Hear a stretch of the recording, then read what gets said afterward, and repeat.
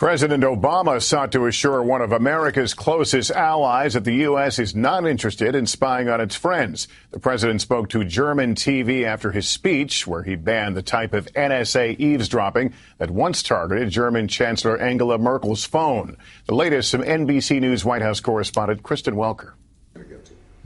In an attempt to reassure key U.S. allies, President Obama spoke exclusively to German TV network ZDF after outlining plans to curb the government's mass collection of phone records. A lot of suspicion had been built up in Germany and, frankly, around the world in the wake of the Snowden disclosures.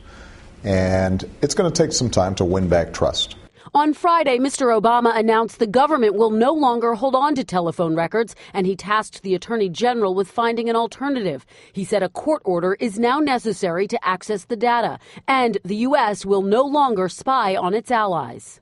We do not listen to people's phone calls or read their emails if there are no national security threats involved.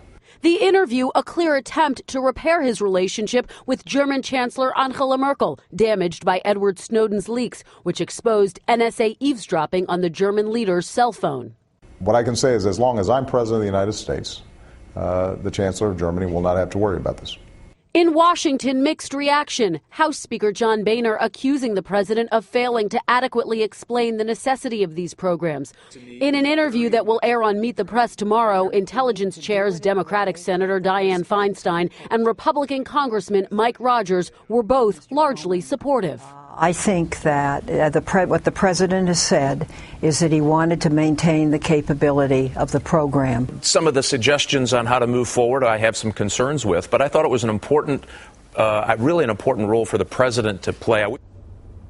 Privacy advocates say the NSA needs to be reined in even more. They also argue the president left some of the hardest questions unanswered, like who will store the data. Some changes require congressional approval, which means the process could be extensive. Lester. All right, Kristen Welker, thanks. And as we saw there, a reminder that David Gregory will have much more tomorrow on the fallout from the president's comments on Meet the Press.